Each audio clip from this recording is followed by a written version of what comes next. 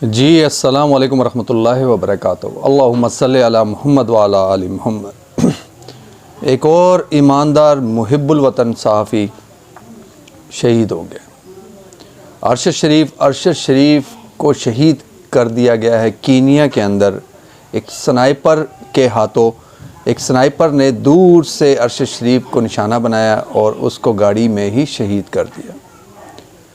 अरशद शरीफ को किससे ख़तरा था? जो यहाँ से मुल्क से दुबई से कीनिया चले गए। और अरशद शरीफ से किसको ख़तरा था? जिसने अरशद शरीफ को मरवाया, पाकिस्तान से भागने पे मजबूर किया। फिर यूएई जो है उस हुकूमत को मजबूर किया कि अरशद शरीफ को वहाँ से यूएई से पाकिस्तान वापस किया जाए। फिर यूएई से अरशद शरीफ अपनी जान बचाकर कीनिया क्यों गया? ये तमाम सवालात, इसके जवाबात ये ज़रूर कौम पूछेगी और पूछेगी ज़रूर। इस चीज़ को, इस मामले को हम कोई भी मुहिब्बुल वतन पाकिस्तानी, कोई भी फ़र्द वाहिद जो है इस चीज़ को नहीं छोड़ेगा, इस मामले को नहीं छोड़ेगा। क्योंकि आज अगर एक ईमानदार, एक मुहिब्बुल वतन के साथ आप खड़े नहीं होंगे, एक मुखलिस इंसान के साथ, एक ईमानदार इंसान के साथ पाकिस्तानियों खड़े नहीं होंगे, तो इस मुल्क के अंदर वही चलेगी, वही मनमानी होती रहेगी जो यहाँ के यमरूद और यजीद करते हुए आए हैं और करते हुए आए हैं और उस मुल्क पाकिस्तान का बेड़ा गर्क कर दिया है।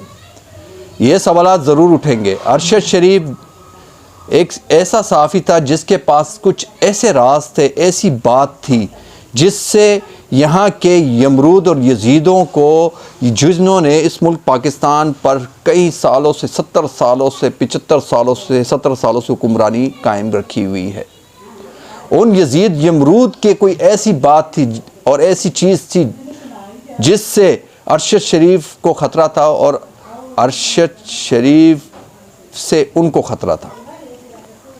अरशद शरीफ यहाँ से अपनी जान बचाकर यूएई चला गया। यहाँ पर उसने कई दिन गुजारे। फिर यहाँ से कौन था वो कौन था जिसने यूएई हुकूमत से कहा कि अरशद शरीफ को वहाँ से निकाला जाए, पाकिस्तान वापस लाया जाए। फिर यूएई जो है, यूएई के हुकूमत ने अरशद शरीफ को दो मौके दिए, दो रास्ते बताएं कि या तो इस मुल्क से चले जाओ या फिर पाकिस्तान वापस चले जाओ। तो अरशद शरीफ, क्योंकि कीनिया में पाकिस्तानी पासपोर्ट पर एंट्री है, तो कीनिया में अरशद शरीफ जाके अपनी जान बचाने के लिए चले गए।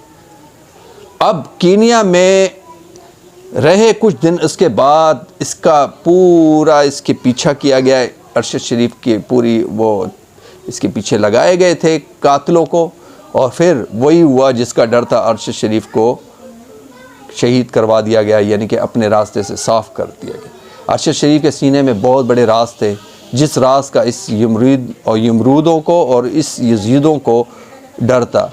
ये अपनी मनमानी करने वाले, ये इदारों में बैठे काली भेड़िए, और ये जो पीडीएम का जो रजीम चेंज जिन्होंने करवाया और मुल्क पाकिस्तान का बेड़ा गर्क कर दिया, और जिनके आका हुक्म देते हैं बाहर से, अमेरिकन यहूदी लॉबी, और ये जो हुक्म देते हैं और वो हुक्म हमारे मुल्क पाकिस्तान में नाफिज किया है इन्होंने, वो सिस्टम, वो निज़ाम नाफिज किया है पीडीएम की सूरत में। और इसके सहूलतकार जो हैं वो बहुत भयानक और बहुत ख़तरनाक सहूलतकार है।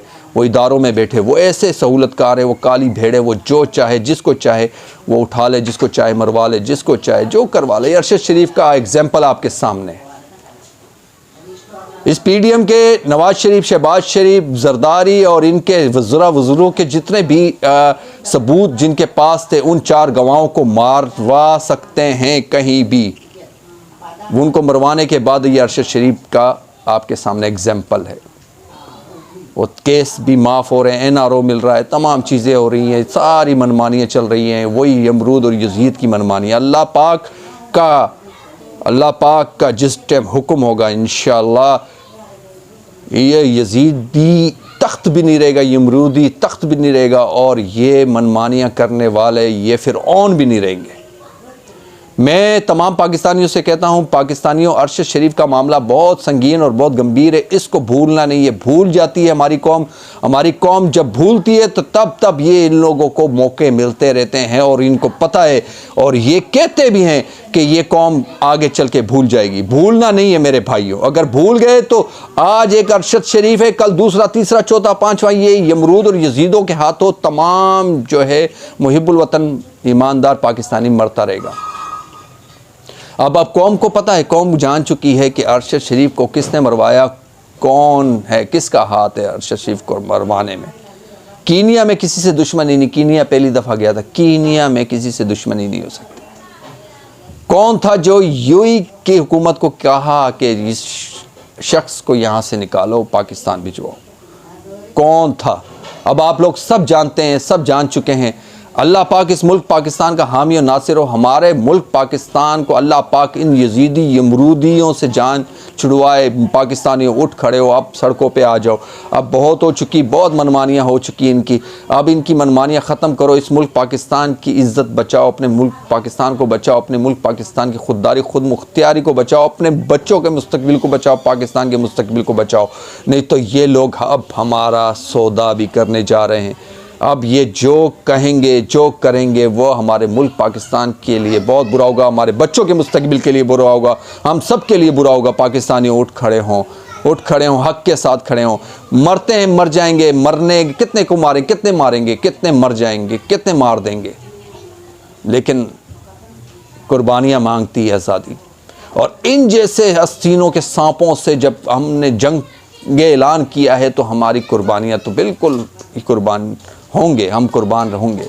इस वतन के खातिर, इस मुल्क के खातिर, इस मुल्क को आज़ाद करने के लिए कई कुर्बानियाँ हमारे बड़ों ने दी, कई कुर्बानियाँ देकर ये मुल्क आज़ाद हुआ।